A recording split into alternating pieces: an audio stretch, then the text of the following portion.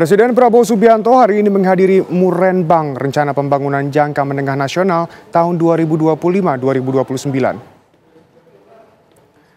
Acara tersebut turut dihadiri Wakil Presiden Gibran Rakabuming Raka dan jajaran Menteri Kabinet Merah Putih. Selain itu, turut hadir pula pimpinan lembaga tinggi negara dan para gubernur se-Indonesia. RPJMN 2025-2029 merupakan salah satu panduan untuk pembangunan Indonesia selama 5 tahun ke depan, serta untuk menyongsong Indonesia Emas 2045.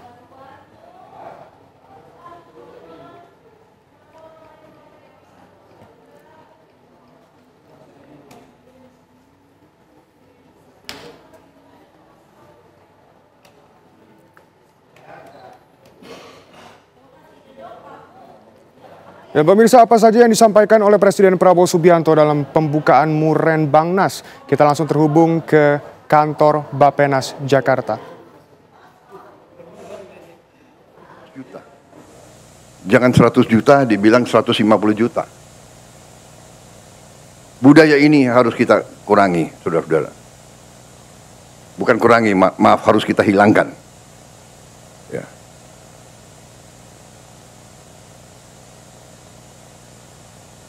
Saya tidak akan ulangi angka-angka, saudara sudah sering dengar ceramah saya, ya, apa itu ICOR, Incremental Capital Output Ratio kita terlalu tinggi. Kenapa? Ya, kebocoran.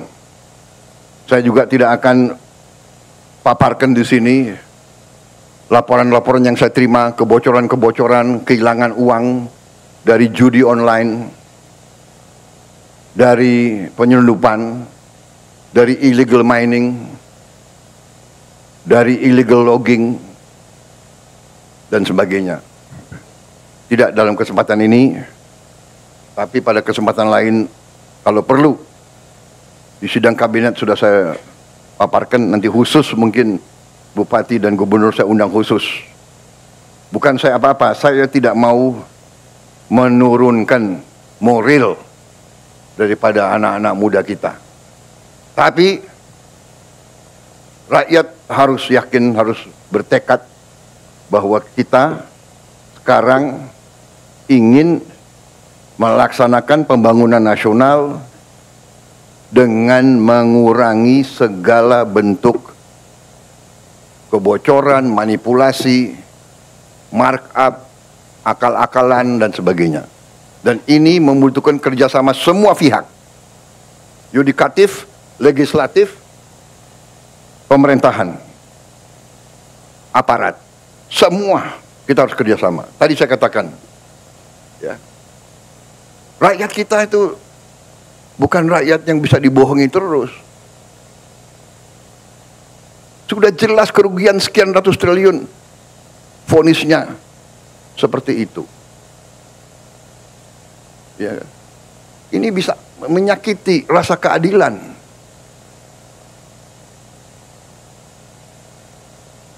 Ada yang curi ayam dihukum berat, dipukulin. Saya kira demikian yang ingin saya sampaikan, saudara-saudara. Terima kasih. Murenbangnas laksanakan dengan sebaik-baiknya. Terima kasih para gubernur, saudara-saudara adalah pemimpin yang paling dekat sama rakyat. Saudara yang paling dekat, para bupati yang paling dekat, yang paling tahu masalah. Insya Allah dengan kita ngelola dengan baik, penghasilan untuk negara akan baik, real, dan tidak terlalu lama. Ya. Kita dengan tadi program digitalisasi, dengan e-government, dengan e-katalog, dengan GovTech, kemungkinan untuk penggelembungan yang gila-gilaan sudah sangat sulit. Sudah sangat sulit.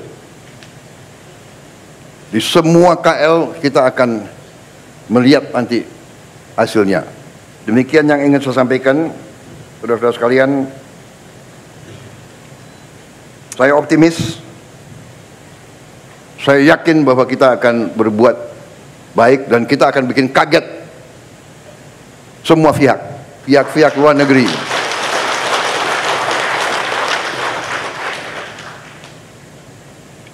Saya malah ditantang oleh ada pihak-pihak dari luar negeri yang tantang saya. Mereka yakin kita tidak mungkin 8%. Kalau mencapai 8%, saya akan dikasih makan malam gratis. Saya boleh pilih menunya. Saya akan pilih menu yang paling mahal. Tapi karena saya sudah saya harus mengurangi berat badan, jadi bagaimana itu? Terima kasih Bappenas dan seluruh jajarannya atas kerja keras saudara-saudara. Terima kasih Bapeda, Gubernur. Kita melangkah menatap hari besok dengan gagah, dengan keyakinan. Kita kompak, kita bersyukur kepada Tuhan, bersyukur. Negara lain penuh kesulitan, negara lain penuh ketegangan, pertikaian. Saya sampai, kalau keliling luar negeri, saya sampai merasa banyak negara terlalu berharap dari Indonesia. Saya sampai ngeri sendiri, terlalu berharap, disangka kita ini sudah jadi apa begitu. Ya. Minta kami mohon ini, terutama mereka sangat membutuhkan kelapa sawit kita. Ternyata kelapa sawit jadi bahan strategis rupanya. Banyak negara itu takut tidak dapat kelapa sawit. Bayangkan. Jadi jagalah ya para bupati, gubernur, para pejabat tentara, polisi, jagalah kebun-kebun kelapa sawit kita. Di mana-mana itu aset negara. Dan saya kira ke depan kita juga harus tambah tanam kelapa sawit. Nggak usah takut. Apa itu katanya apa? Membahayakan apa itu? Deforestation, ya kan?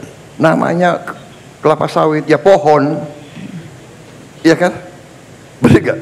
Kelapa sawit itu pohon, ada daunnya kan? Ya, dia keluarkan, dia menyerap karbon dioksida. Dari mana kok kita dituduh, ya kan? Yang boten-boten aja itu orang-orang itu. Jadi kita baik-baik aja, kita nggak usah, kita tidak, bahkan mereka bingung waktu mereka mau apa tuh, ngomong-ngomong mau batasi, kita nggak boleh apa? Eropa kan mau batasi, sekarang bingung sendiri. Saya bilang, oh terima kasih, kita nggak jual ke Anda, terima kasih, saya bilang. Mereka panik sendiri di situ sekarang. Tuh, nanti semua industri coklat mereka kacau itu kan. Bikin coklat itu kan dari kelapa sawit itu. Sebagian dari deterjen, apa itu, kosmetik. Bingung sendiri mereka, nggak apa-apa. Saya kira itu dari saya. Terima kasih. Wassalamualaikum warahmatullahi wabarakatuh.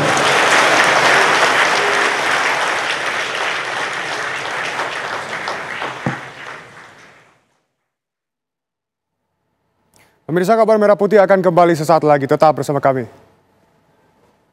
Menteri Koordinator Bidang Infrastruktur dan Pembangunan Kewilayahan Agus Harimurti Yudhoyono melakukan kunjungan kerja di Pelabuhan Tanjung Priok, Jakarta. Kunjungan kerja ini dilakukan untuk memeriksa kelancaran arus mudik menggunakan transportasi laut selama libur Natal dan Tahun Baru.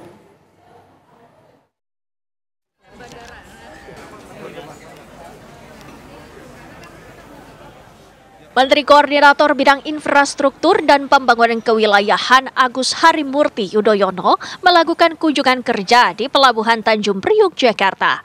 AHY tiba bersama Menteri Perhubungan Dudi Purwagandi dan Wakil Menteri BUMN Kartika Wirjoatmojo.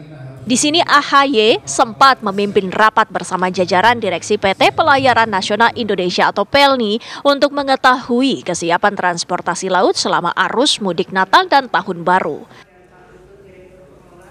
Salah satu peran yang paling mendasar dari Kemenko Infrastruktur dan Pembangunan Kewilayahan ini adalah terkait dengan konektivitas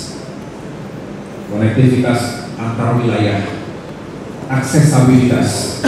Jadi tentu negara harus hadir, maka kita harus yakinkan kapal-kapal kita siap, bukan hanya siap beroperasi, tapi juga nomor satu selalu adalah faktor keselamatan. Usai memimpin rapat, AHY bersama rombongan kemudian berkeliling dan memeriksa salah satu kapal penumpang KM Labobar milik PT Pelni. AHY menjelaskan hingga saat ini kapal angkutan penumpang merupakan salah satu moda transportasi yang cukup banyak digunakan masyarakat untuk bepergian antar pulau di Indonesia. Di masa Nataru dan tentunya setiap saat bisa benar-benar melayani masyarakat. Dan kami dari Kemenko Infrastruktur dan Pembangunan Kewilayahan ingin selalu meyakinkan konektivitas antar wilayah bisa disiapkan dengan sebaik mungkin untuk ekonomi dan kemudahan masyarakat penggunanya. Pemerintah saat ini tengah berencana menambah jumlah kapal penumpang, termasuk melakukan peremajaan kapal sehingga dapat menjadi moda transportasi yang nyaman bagi masyarakat, terutama saat musim liburan seperti saat ini. Tim TV One mengabarkan. Hari ini, Komisi 8 DPR RI bersama Kementerian Agama dan Badan Penyelenggara Haji mulai melakukan pembahasan komponen biaya haji 2025. Rangkaian pembahasan telah dimulai sejak pukul 10 pagi tadi dan dilanjutkan pukul 15 siang ini. Rapat ini membahas komponen utama dalam perhitungan biaya haji termasuk akomodasi, transportasi, dan catering jamaah selama di Arab Saudi. Fokus utama rapat kerja ini adalah mencari solusi untuk menjaga keseimbangan antara biaya perjalanan ibadah haji dengan pelayanan yang memadai bagi jamaah. Kementerian Agama mengusulkan biaya haji tahun 2025 sebesar Rp65,37 juta per jamaah.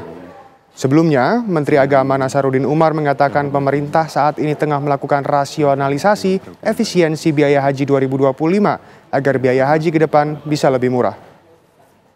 Dan Wakil Kepala Badan Penyelenggaraan Haji. Untuk tahun 1446 Hijriah 2025 Masehi, pemerintah mengusulkan rata-rata BPIH per jamaah haji 93.399.694 rupiah 90 sen. Jadi dengan komposisi BP sebesar 65.370.779,49 atau 70%.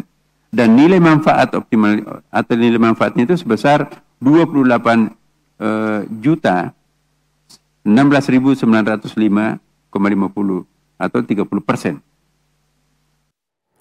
Lalu apa saja hasil rapat pembahasan komponen biaya haji tahun 2025 antara Kemenag, BPIH, dan DPR? Kabar selengkapnya disampaikan oleh jurnalis TV One, Hilda Ramadanti.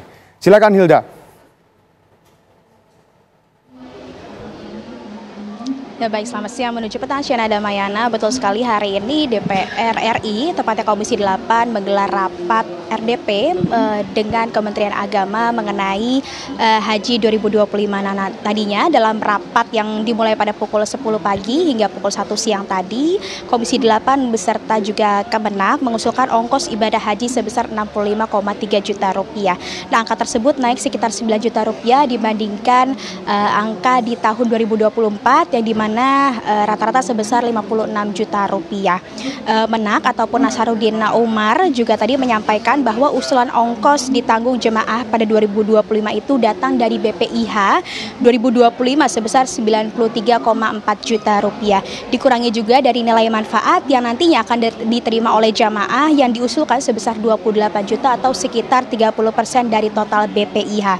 Nah, usulan tersebut ini berdasarkan perubahan validasi dolar Amerika Serikat Serikat dan juga rial Arab Saudi yang menguat terhadap rupiah. Nasruddin Umar juga mengacu valuasi per 1 dolar Amerika Serikat yang sebesar Rp16.000 dan per 1 rial Arab Saudi sebesar Rp4.000. Nah, memang oleh karena itu biaya haji yang dibebankan kepada jemaah ini lebih sedikit dibandingkan biaya haji yang diusulkan ataupun yang dibebankan kepada jemaah pada 2025, yakni sekitar 65,3 juta rupiah maksud kami, atau 70% dari total BPIH. Dan memang nantinya sekitar pukul 3 dan juga pukul 7 malam jika memang disesuaikan dengan agenda yang sudah disebar, nantinya Komisi 8 DPR RI ini akan terus menggelar rapat RDP bersama juga dengan Kemenak. Sementara demikian, Sina Damayana kembali ke studio. Baik, terima kasih Hilda, selamat kembali bertugas. Pemirsa, Kementerian Pembangunan Manusia dan Kebudayaan kembali menggelar kegiatan Senin Bersinergi atau Senergi. Tema yang diangkat kali ini adalah Psikologi Kognitif dan Learning Science yang menghadirkan Wakil Menteri Pendidikan Tinggi, Sains dan Teknologi Stella Christy yang juga dikenal sebagai ahli psikologi kognitif.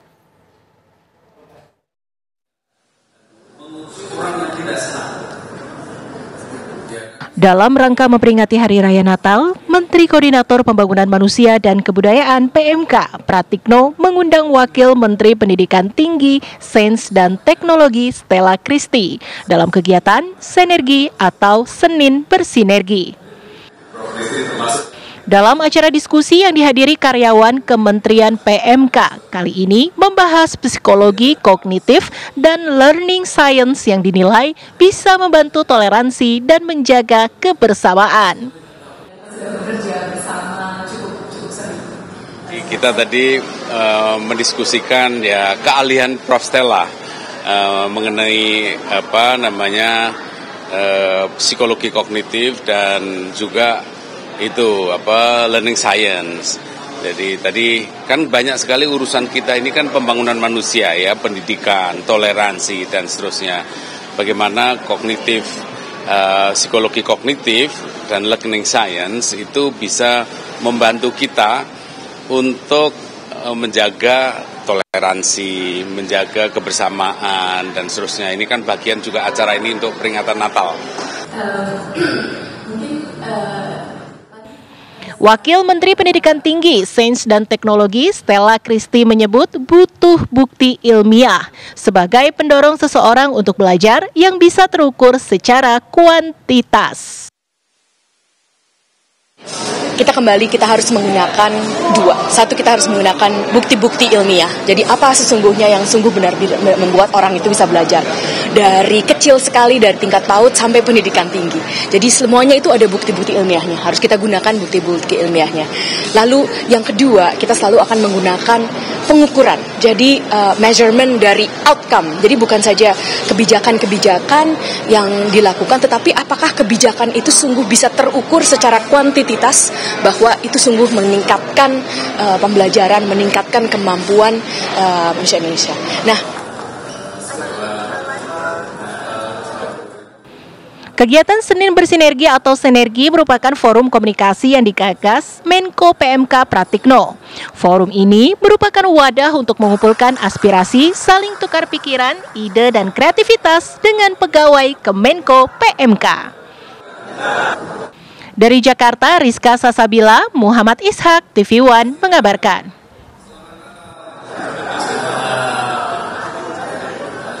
Untuk mensosialisasikan bahaya judi online, Kementerian Komunikasi dan Digital Komdigi menggelar Fun Run 5K yang bertajuk Lari dari Judol. Kegiatan ini diharapkan dapat meningkatkan kesadaran masyarakat terhadap bahaya dari judi online.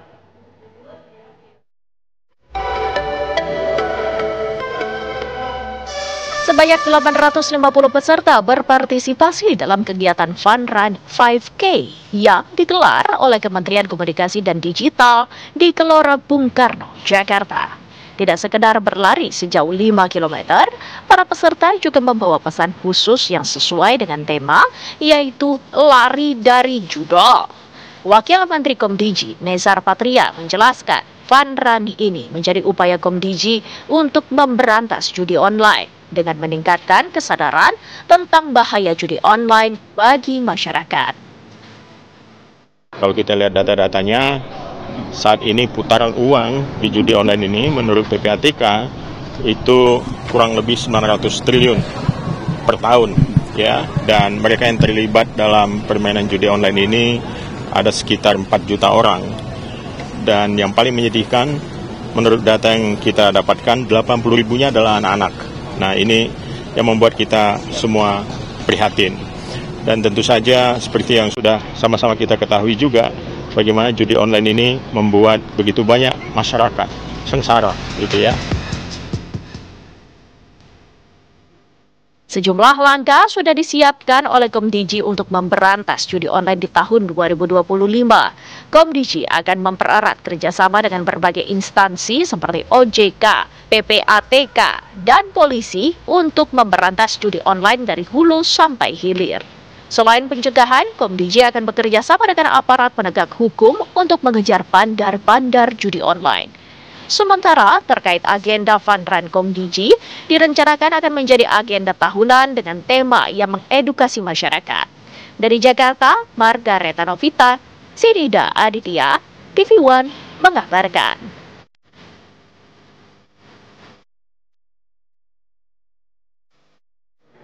Pemirsa, kabar Merah Putih akan kembali sesaat lagi, tetap bersama kami. Pemirsa, Kementerian Kelautan dan Perikanan menghibahkan 2 kapal untuk nelayan di Banyuwangi, Jawa Timur. 2 unit kapal ikan tersebut merupakan kapal hasil rampasan illegal fishing yang sudah ditetapkan pengadilan menjadi milik negara. Maret 2024 melakukan komitmen. Inilah 2 kapal yang diberikan Kementerian Kelautan dan Perikanan kepada nelayan Banyuwangi, Jawa Timur. 2 kapal ini merupakan hibah yang langsung diserahkan Dirjen Perikanan Tangkap Irjen Pol Lotaria Latif kepada 2 kelompok nelayan Banyuwangi, yaitu KUD Mina Blambangan Muncar dan Koperasi Pemasar Pasir Mutiara Pancer, Kecamatan Pesanggaran. Kapal tersebut berasal dari barang rampasan yang sudah ditetapkan pengadilan menjadi milik negara. Ya, ini ada 2 kapal yang sudah kita serahkan dari KKP kepada pemerintah daerah Banyuwangi dan khususnya oleh Ibu Bupati diserahkan pada koperasi. Kapal ini merupakan hasil dari penangkapan kapal-kapal yang melakukan illegal fishing di perairan Indonesia oleh teman-teman Dirjen PSDKP, dan kebijakan Pak Menteri untuk memanfaatkan kapal ini untuk digunakan oleh nelayan kita. Dan kita berharap dengan penyerahan kapal ini tentu akan menumbuhkan produktivitas dalam rangka penangkapan ikan yang ramah lingkungan dan sebagainya. Dengan pemberian 2 kapal ini, Bupati Banyuwangi Ipuk Fiestiandani berharap nelayan bisa menangkap ikan dengan jarak yang lebih jauh dan daya tampung yang juga lebih banyak. Terkait dengan pemanfaatannya, saya sampaikan tadi bahwa walau yang menerima 2 koperasi, tapi tidak hanya 2 koperasi ini bisa dimanfaatkan oleh teman-teman kelompok lain. Rencananya kapal bantuan dari kementerian ini akan digunakan bersama-sama dengan sejumlah nelayan lain yang tergabung dalam koperasi nelayan. Dari Banyuwangi, Jawa Timur, Happy Octavia, TV One mengabarkan.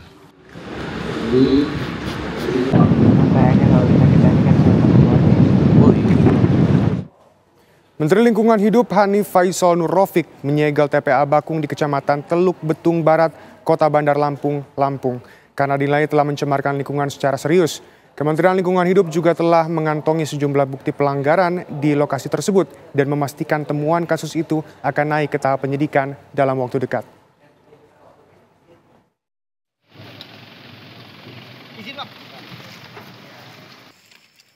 Menteri Lingkungan Hidup Hanif Faisal Nur Rafiq mendatangi tempat pembuangan akhir atau TPA Bakung di Kecamatan Teluk Betung Barat, Kota Bandar Lampung, Lampung. Kedatangannya untuk meninjau dan menyegel lokasi TPA setelah sebelumnya mendapat laporan tentang pencemaran lingkungan secara serius di tempat pembuangan akhir tersebut. Sebelum melakukan penyegelan, Kementerian Lingkungan Hidup telah melakukan penelusuran dan mendapati indikasi kuat dugaan pelanggaran di TPA Bakung, sehingga pihaknya memutuskan untuk menyegel dan akan menghentikan aktivitas penimbunan sampah di lokasi tersebut secara bertahap.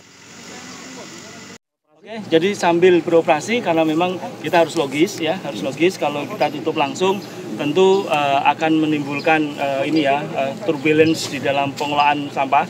Namun ini dalam pengawasan kita. Tapi saya pastikan bahwa dengan tidak terlalu lama kami akan menutup tempat ini. Ini sudah tahu sendiri, ini menjadi vektor segala hal. Lindinya pasti tidak akan terkelola dengan baik. Dan sudah cukup rasanya kita merusak lingkungan kita. Jadi perlu dilakukan pembenahan awal. Saya dapat info dari Ibu Kadis, Pak Kadis Kadis Kota, bahwa Ibu atau Bapak Wali Kota yang memimpin di sini sedang menyiapkan peralihan lokasinya. Kita dukung sepenuhnya. TPA Bakung kini berada di bawah pengawasan penuh Kementerian Lingkungan Hidup. Langkah ini dilakukan untuk memastikan pembenahan menyeluruh mulai dari perbaikan sistem pengelolaan hingga pengawasan dampak lingkungan. Kementerian Lingkungan Hidup akan terus memantau perkembangan kasus ini, termasuk kemungkinan melibatkan unsur pidana jika ditemukan pelanggaran serius. Dari Bandar Lampung, Pujiansyah, TV One mengabarkan. Menteri Pekerjaan Umum Dodi Hanggodo meninjau langsung Komen Center Jasa Marga di Jati Asih, Kota Bekasi, Jawa Barat. Seluruh rangkaian pengamanan Nataru akan dijadikan bahan evaluasi sehingga pelayanan dapat diterapkan lebih baik pada libur Lebaran tahun 2025 mendatang. Jadi memang kita coba banyak untuk mengawasinya, Pak. Jadi ada di sisi kiri, kemudian Menteri Pekerjaan Umum Dodi Hanggodo mendatangi Komen Center Jasa Marga di Jati Asih, Kota Bekasi, Jawa Barat. Di sini Dodi meninjau langsung situasi arus lalu lintas di seluruh ruas tol Indonesia melalui jaringan CCTV. Menurutnya, Komen Center Jasa Marga berperan penting sebagai pusat kendali operasional di ruas tol, terutama saat terjadi kepadatan. Dodi mengatakan seluruh proses pengamanan libur Nataru akan menjadi bahan evaluasi, agar saat libur Lebaran mendatang, pelayanan dan pengamanan bisa lebih ditingkatkan lagi. Kami paham kemudian bagaimana fungsi pentingnya Jasa Marga atau Komen Center ini yang bisa memberikan suplai data sangat akurat kepada Korlantas untuk bisa menentukan langkah-langkah dalam mengurai misalnya kalau terjadi kemacetan karena arus balik atau arus mudik yang meningkat pada hari-hari tertentu, jam-jam tertentu. Semua ini apapun yang kita kerjakan selama proses Nataru 2024-2025 adalah lesson learned yang akan kita terapkan nantinya lebih baik lagi pada saat kita menghadapi mudik Lebaran di 2025. Komen Center Jasa Marga telah dilengkapi dengan teknologi pemantauan lalu lintas berbasis CCTV yang dapat mengidentifikasi kondisi jalan secara real time. Teknologi ini memungkinkan deteksi dini gangguan lalu lintas sehingga informasi yang didapat langsung diinformasikan ke petugas lapangan untuk ditindaklanjuti. Dari Bekasi, Jawa Barat, Kurnia Dwi Hapsari, TV One mengabarkan. Saya benahi dulu, Pak. Gampang, Pak. Saya benahi dulu.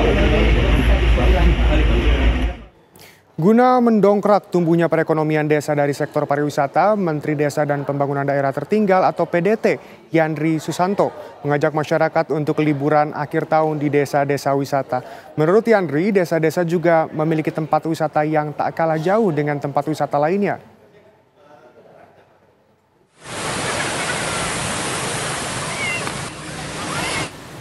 Libur tahun baru selalu dimanfaatkan warga untuk berwisata bersama keluarga. Sejumlah lokasi wisata seperti pantai kerap menjadi destinasi wisata di akhir tahun yang tak jarang menimbulkan kepadatan di salah satu lokasi. Menyikapi hal tersebut, Menteri Desa dan Pembangunan Daerah Tertinggal PDT Yandri Susanto mengajak masyarakat untuk mengunjungi dan meramaikan desa-desa wisata sebagai tujuan wisata akhir tahun. Menurut Yandri, kunjungan wisatawan ke desa wisata sangat berpotensi menghidupkan desa-desa yang memiliki tempat wisata guna mendongkrak perekonomian warga. Sekarang kan banyak desa wisata ya, dan kemungkinan risikonya nggak terlalu tinggi daripada misalkan main ke pantai atau tempat-tempat yang berisiko tinggi. Sekarang kita momen liburan Natal dan Tahun Baru, sebaiknya warga memanfaatkan, memaksimalkan desa-desa wisata. Saya kira itu bagus sekali, jadi tidak kalah dengan tempat wisata yang lain. Nah, oleh karena itu Kementerian Desa dan PDT salah satu adalah menciptakan desa-desa wisata yang bisa lebih bersaing dengan tempat-tempat wisata yang lain. Saat ini, banyak desa-desa tertinggal di wilayah tanah air tengah berkembang menjadi desa wisata dengan banyak menawarkan wisata alam hingga agrowisata. Desa tersebut bisa menjadi pilihan bagi warga yang akan menikmati liburan akhir tahun. Dari Cilegon, Banten, Siti Ma'rufah, TV One, mengabarkan.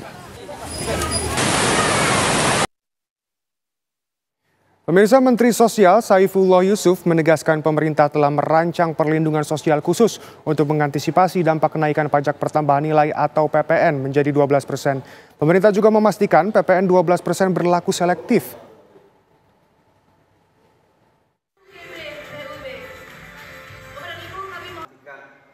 Kementerian Sosial masih mengkonsolidasikan data dengan Badan Pusat Statistik terkait bantuan sosial untuk mengantisipasi dampak kenaikan pajak pertambahan nilai atau PPN sebesar 12% di tahun 2025.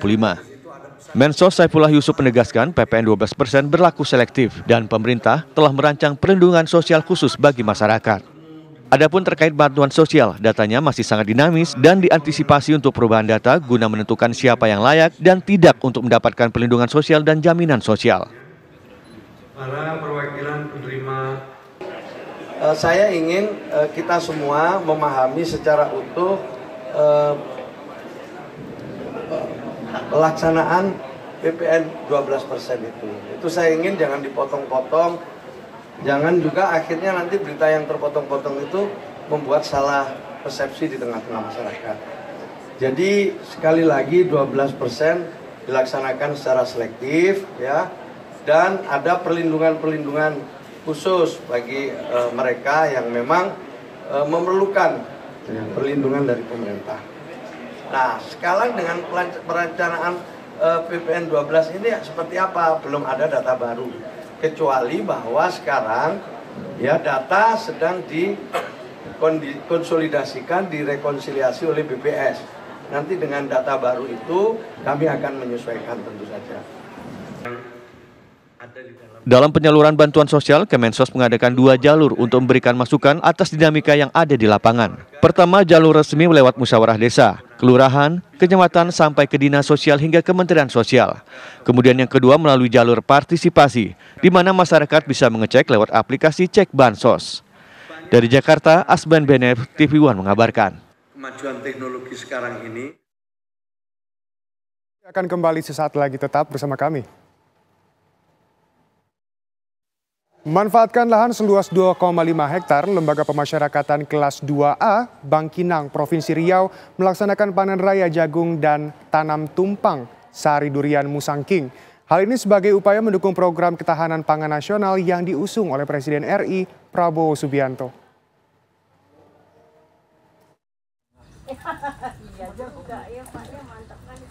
Tanaman jagung yang tumbuh subur di lahan seluas 2,5 hektar tersebut dikelola langsung oleh warga binaan pemasyarakatan atau WBP yang telah memenuhi syarat. Warga binaan tampak antusias memetik dan mengumpulkan jagung-jagung yang sudah matang di lahan pertanian.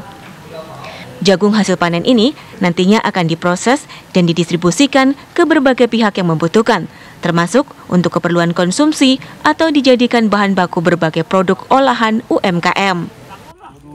Untuk ketahanan pangan, kami langsung melaksanakan penanaman jagung seluas 2,5 hektar dan tumpang sari dengan durian Musangking sebanyak 100 batang. Untuk yang kami kelola itu ada kita jual dimasukkan ke vendor pengelola Bama dan ada juga untuk UMKM. Untuk jagung ini UMKM banyak yang memesan. Selain sektor pertanian, Lapas Kelas 2A Bangkinang juga mengembangkan sektor peternakan, termasuk peternakan ayam dan budidaya ikan air tawar. Warga binaan turut dilibatkan dalam pembudidayaan ikan, mulai dari tahap pembenihan hingga pembesaran di kolam yang telah disiapkan hingga ikan siap panen. Panen raya ini merupakan langkah nyata untuk berkontribusi terhadap ketahanan pangan dan diharapkan dapat meningkatkan kesejahteraan bagi warga binaan, tahanan, dan masyarakat sekitar lapas. Dari Pekanbaru Riau, Muhammad Arifin, Faza Ramadan, TV One mengabarkan.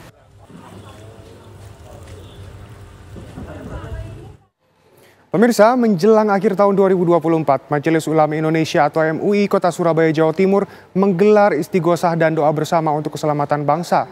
Selain doa bersama, MUI juga membagikan santunan dan bingkisan untuk anak-anak yatim piatu.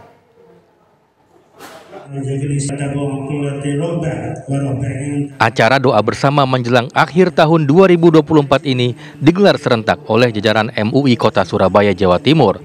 Salah satunya di Pendopo Kecamatan Sukolilo, Surabaya. Puluhan peserta dari berbagai elemen masyarakat dan TNI Polri mengikuti istighosah dan doa bersama dengan khusyuk dan khidmat. Kegiatan di penghujung tahun 2024 ini digelar bertujuan untuk mendoakan keselamatan bangsa dan negara agar terhindar dari berbagai macam bencana alam serta gangguan keamanan dan ketertiban yang menimbulkan perpecahan. Kegiatan tahunan ini sebagai wujud sinergitas antara ulama dan umaro dalam menciptakan keamanan dan ketertiban di tengah masyarakat. Seluruh kecamatan, 31 kecamatan di Kota Surabaya mengadakan khotbah Quran dan istighosah doa bersama untuk keselamatan bangsa, negara, khususnya Kota Surabaya agar terhindar dari mara bahaya musibah tahun 2025 lebih baik daripada 2024. Para kiai, ulama, umarok, MUI sebagai khotimul umat dan sodikul umarok. Selain doa bersama, MUI juga memberikan santunan dan bingkisan kepada anak-anak yatim piatu di wilayah Sukolilo. MUI Kota Surabaya berharap istighosah dan doa bersama ini menjadi renungan bagi semua pihak agar tahun 2025 mendatang lebih baik dari tahun 2024. Dari Surabaya, Jawa Timur, Sandi Irwanto, TV One mengabarkan.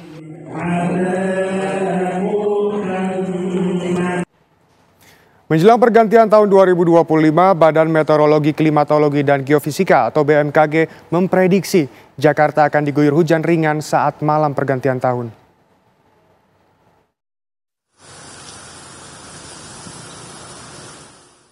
Badan Meteorologi, Klimatologi, dan Geofisika atau BMKG memprediksi cuaca yang akan terjadi pada malam pergantian tahun 2025 di sejumlah wilayah di Indonesia. Salah satunya Jakarta yang akan diguyur hujan ringan hingga sedang pada malam pergantian tahun. Prediksi cuaca ini berdasarkan pantauan hasil analisis atmosfer yang dilakukan oleh BMKG. Menurut Kepala BMKG Dwi Korita Karnawati, perakiraan cuaca ini dilakukan untuk tanggal 31 Desember hingga 1 Januari 2025.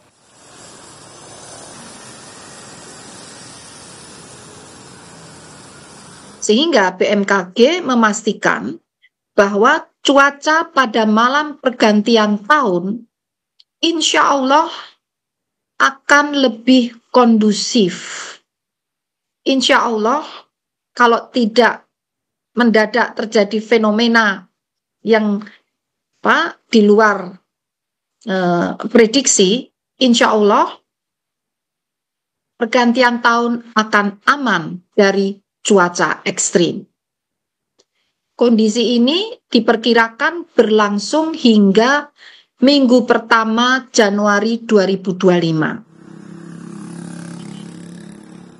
Selain Jakarta yang diprediksi diguyur hujan ringan, Kota Bandung nantinya juga diprediksi diguyur hujan ringan hingga sedang saat malam pergantian tahun. BMKG juga mengatakan cuaca di Indonesia pada pergantian tahun 2025 akan relatif kondusif tanpa ada indikasi potensi cuaca ekstrim. Dari Jakarta, Alvin Saputra, Dwi Kustantio, TV One mengabarkan.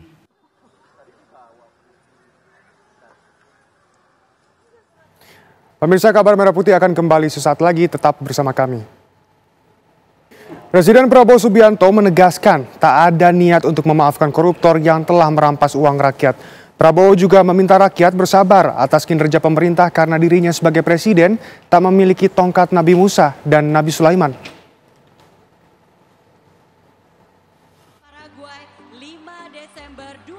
Presiden Prabowo Subianto menyampaikan sejumlah poin penting dalam memberi sambutan pada puncak perayaan Natal Nasional di Arena GBK Sabtu malam. Presiden menyatakan tak ada niat mempersulit kehidupan masyarakat. saya bertekad untuk memimpin suatu pemerintah yang bersih, pemerintah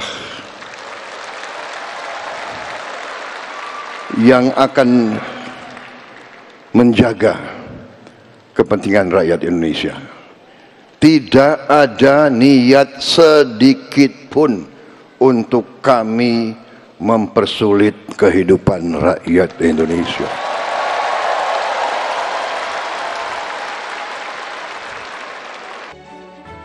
Prabowo menjelaskan soal upaya penindakan korupsi dan menegaskan dirinya tidak memaafkan koruptor. Kita akan menghadapi tantangan. Si koruptor-koruptor itu, si maling-maling itu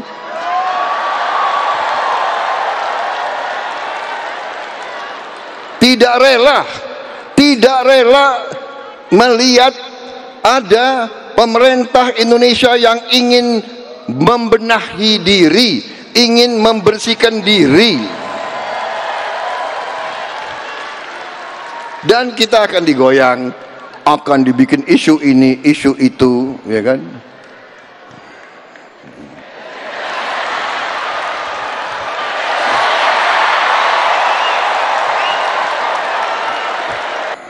Rakyat menuntut pemerintah yang bersih.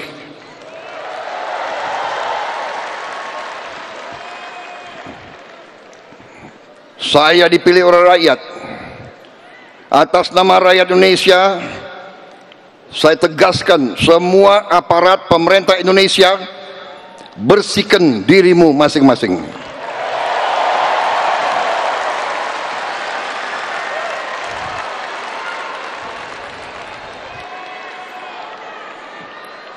Ada yang mengatakan Prabowo mau maafkan koruptor. Bukan begitu. Kalau koruptornya sudah tobat, bagaimana tokoh-tokoh agama? Iya kan? Orang bertobat tapi kembalikan dong yang kau curi.